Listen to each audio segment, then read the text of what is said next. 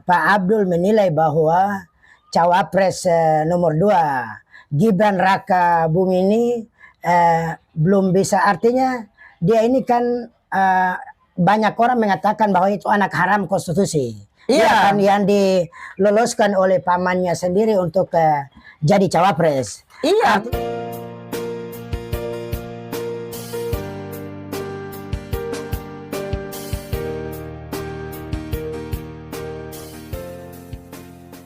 Assalamualaikum warahmatullahi wabarakatuh. Salam Sobat ATM.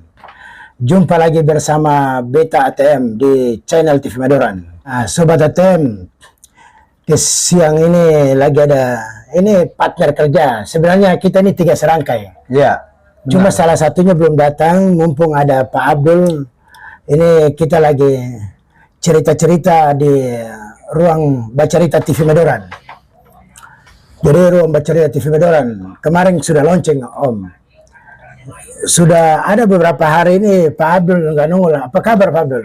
Baik. Baik, kabar baik. Ya, sehat selalu. Nah, ya berhubung berapa hari bersama Bang ATM, ya berhubung karena satu dan lain hal ada kegiatan lain. Lalu selanjutnya kemarin bagaimana? Nonton debat ya? Ya, kemarin ada nonton juga debat. Saya nonton dari awal sampai selesai. Ya, tanggapannya. Saya nonton debat. Nonton. Itu kan debat cawapres yang keempat. Nah, itu terkait dengan debat ini tanggapannya Pak Abdul ini kan pendukung Pak Anies ya? Ya, saya Anies pendukung Pak Anies, Amin 01. 01. Iya. Lalu melihat debat kemarin itu seperti apa? Tanggapannya bagaimana? Ya, kalau saya melihat debat kemarin keseluruhannya, memang kita bisa lihat sendiri kualitas dari paslon cawapres kita yang memang secara intelektual kita udah bisa menilai sendiri bahwa memang tingkatannya lebih di atas dari paslon 02. Artinya paslon 01 dan paslon 03 memang benar-benar mereka mumpuni dan memang kelas. Mereka secara kualitas memang di atas rata-rata. Artinya karena secara soal yang memang sudah dibuat oleh panelis dan jawaban dari paslon 1, jawaban mereka dengan pertanyaan dari panelis. Oh begitu. Iya. Tapi artinya begini, sabar Pak Abdul, ini beta kalau berarti di sini Pak Abdul menilai bahwa cawapres nomor 2 Gibran Raka Buming ini belum bisa, artinya dia ini kan banyak orang mengatakan bahwa itu anak haram konstitusi.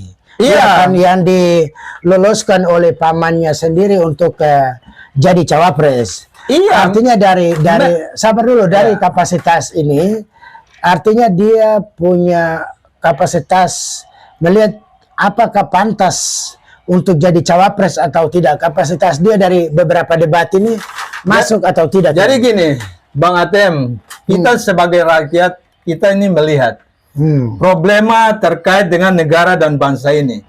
Ini pesta demokrasi. Saatnya kita rakyat berproses untuk menyelesaikan dan harus mendapatkan satu figur yang memang untuk memimpin negara ini. Ya kan? Yang kita lihat secara jelas, kita ini rakyat, bukan orang bodoh, kita juga sekolah juga, ya.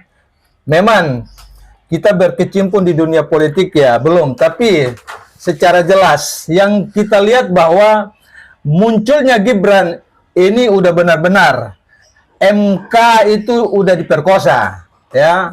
Makanya apa? Kita rakyat harus betul-betul, ya kan, melawan ini, tidak boleh, karena itu masuk dalam hal yang namanya KKN. Bapak tahu nggak, di tahun 98 betapa kita semangat untuk menurunkan Pak Harto, memperjuangkan reformasi. Itu karena apa? Kita tidak mau KKN itu hidup di negara ini. Oke. Kenapa bisa hidup kembali di negara ini? Ini harus kita tuntaskan. Artinya berarti poinnya bahwa Pak Abdul katakan di sini bahwa rejim Jokowi ini tidak beda jauh dengan rejim Soeharto. Iya, udah Iya kan? Iya, seperti itu. Nah, udah pasti. ya. Jadi, tapi menariknya gini.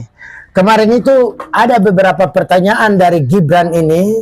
Salah satunya itu kan pertanyaan yang Pak Mahfud MD menilai bahwa pertanyaan itu tidak berbobot, tidak ada jawabannya. Itu nggak tahu itu pertanyaan terkait dengan apa kemarin itu. Saya nggak ingat, tapi saya baca di berita itu memang kata Pak Mahfud pertanyaan dari Gibran ini tidak berbobot sama sekali. Iya, artinya gini, kan KPU mereka udah membuat yang namanya aturan, ya. Sudah ditekankan bahwa jangan selalu memakai kata singkatan, ya. Harus menjelaskan secara detail agar paslon itu bisa mengerti dan paham terkait dengan pertanyaan. Kenapa Pak Mahfud MD menolak dan tidak mau, ya kan, melakukan respon terkait pertanyaan Gibran? Karena apa? Itu pertanyaan yang memang ya tidak sesuai, dan Pak Mahfud ya sendiri mengatakan bahwa tidak berbobot. Ya, Pak Mahfud kembalikan ke moderator. Ya karena itu, ya makanya yang kita lihat ya Mas Gibran ya selalu melakukan hal yang kita tahu gimmick. Jadi begini. Etikanya ini tidak ada. Jadi kita jadi pemimpin itu harus berkualitas. Jadi semua harus kita pertontonkan buat rakyat bisa melihat pribadi kita itu seperti apa. Jadi itu yang harus. Jadi kalau kita lihat ini kan rokok dulu. Rokok dulu. Isap rokok biar supaya kita tenang. Dulu cerita ini kan enak ini kan. Jadi maksud beta itu Gibran ini poin yang paling saat ini kan sangat viral sekali, terus sangat dicibir abis di semua media, mau TikTok, mau Twitter, IG, Facebook dan sebagainya, itu terkait dengan attitude-nya dia. Artinya kalau saya bilang memang seorang Gibran ini nggak punya attitude. Paling nggak mau di ruang debat sekalipun, kita bukan, saya di sini saya bicara tidak mengharapkan agar seorang Gibran untuk hormat kepada Pak Mahfud MD dan Pak ini, tapi debat itu boleh, tapi usahakan dengan gagasan yang berkompeten agar dijawabnya juga dengan baik. Iya, ini kan contoh gini. Artinya gini, perdebatan ini kan rakyat mau melihat bagaimana seorang pemimpin yang nantinya akan memberikan satu kebijakan yang substansinya terkait dengan negara, harus adil buat rakyatnya, kan seperti itu. Utamanya kan substansinya yang harus dibicarakan, ya kan? Jadi kenapa harus bergeser ke hal yang tidak sesuai? Karena kita rakyat ini mau melihat seorang figur yang akan memimpin nanti bagaimana dia akan memberikan sesuatu yang baik buat rakyat. Tapi Pak Buce, kemarin Pak Buce kalau nonton, beta sempat nonton itu, si Pak Muhaimin kantor Gibran habis tuh. Iya. Karena dia sempat bicara begini, bahwa dia bilang ke Gibran, ngomong ke Pak Muhaimin bahwa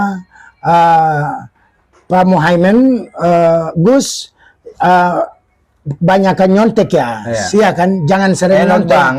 Enak banget, ngobrol sambil nyontek ya. Makanya si Pak Muhaimin balikin lagi. Pak Muhaimin dengan statementnya bahwa ya, yang saya membaca sedikit, tapi bukan ini catatan dari MK, Mahkamah Konstitusi. Artinya bahwa masyarakat Indonesia saat ini udah menilai sangat vulgar sekali pemerintahan Jokowi ini, ya kan? Pemerintahan Jokowi saat ini makanya saya bilang tadi nggak beda tipis sama pemerintahan Soeharto. Iya, makanya gini Bang, saya ingin mau tekankan sedikit ke Abang. perihal ya kan terkait dengan munculnya Gibran. Artinya gini, di negara kita ini ya berbicara anak muda yang potensial dan memang intelektual itu banyak, bukan cuma seorang anak presiden Dari Sabang sampai Merauke. dari itu. Sabang sampai Merauke.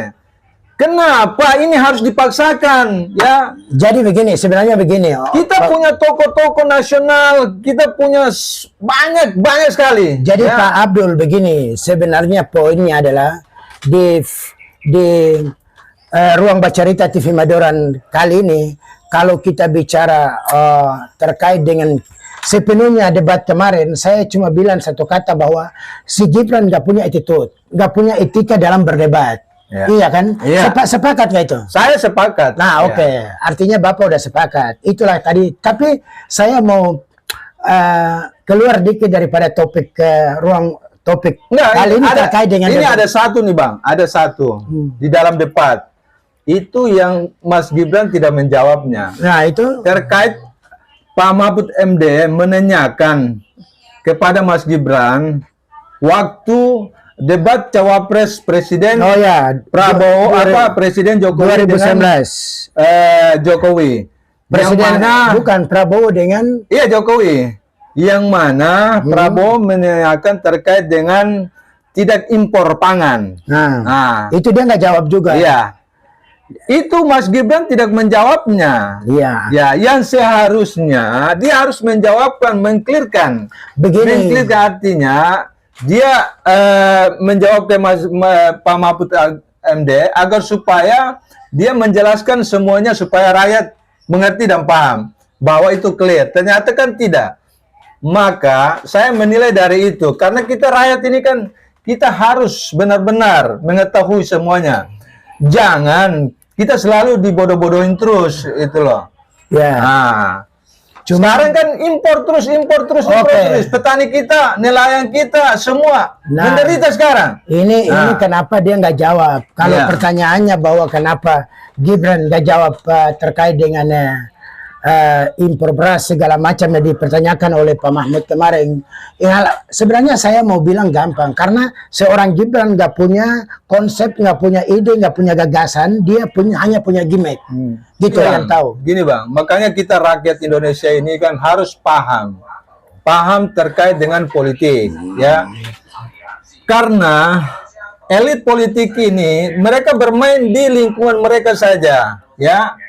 Sementara kita rakyat jelata ini terlantun-lantun hidup dengan tidak berkeadilan oleh negara, itu loh. Karena apa? Ini yang bermain semua di seputar lingkungan elit politik ini aja. Makanya mereka salin, ya kan? Ada di sini, ada di situ, ada di sini, cari aman di sini, cari aman di situ. Inilah makanya kita rakyat ini harus benar-benar bersatu, kita lawan, itu loh. Jangan kita mengandalkan elit politik, ya. Jadi begini. Kita lawan. Karena kita nggak mau kita rakyat jelata ini dibuat seperti ini terus. Kita ingin hidup yang namanya ya kan adil, makmur dan sejahtera. Jadi gitu loh. poin Karena di coba. undang-undang itu udah jelas, ya kan? Kenapa kita rakyat diterlantarkan seperti ini? Iya. Oke, Pak Abdul. Jadi segala kebutuhan ekonomi naik, apa semua naik. Ya, kapan kita mau sejahtera? Oke, Pak Abdul. Jadi begini. Itu tadi kita terkait dengan debat ini yang kita bahas dari tadi ini di ruang TV Madoran ini terkait dengan debat cawapres kemarin. Tapi satu pertanyaan untuk Pak Abdul, iya kan? Iya. Ini satu pertanyaan untuk Pak Abdul karena kalau saya lihat dari tadi Pak Abdul ini menjustis Gibran, artinya tidak punya itu tidak bisa ini. Tapi lagi-lagi saya mau bilang bahwa Pak Abdul ini kan ahli dari Liang, toh? Ahli ini kan dari Maluku Tengah, aslinya dari Liang. Lalu kemarin apa tanggapan Pak Abdul terkait dengan turunnya seorang Gibran di Liang kemarin, sampai bikin kegiatan di Liang dengan artis terkenal yaitu Raffi Ahmad, ya kan? Sebenarnya tanggapannya Pak Abdul apa? Ya, kalau tanggapan saya ya biasa aja, tidak ada hal yang negatif terkait itu, wajar.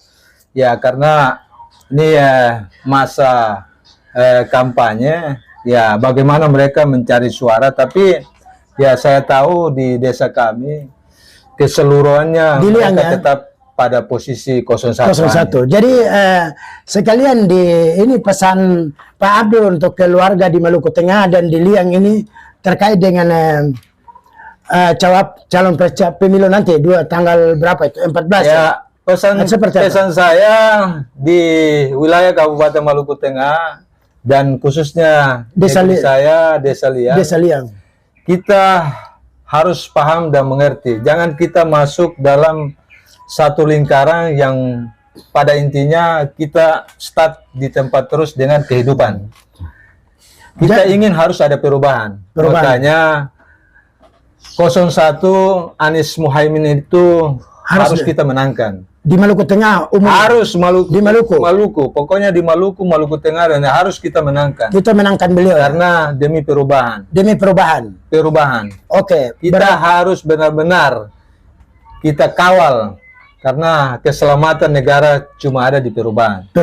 Ya. Berarti terakhir ini Pak Abdul, terakhir beta mau tanya Pak Abdul, dari debat cawapres kemarin, kalau Pak Abdul kasih nilai untuk Pak Muhaimin berapa nilainya? Ya, Pak Muhaimin 8. Ya. Kalau Pak Mahfud MD?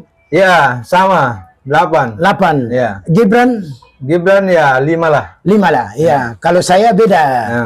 Saya sebagai ini Pak Muhaimin 9.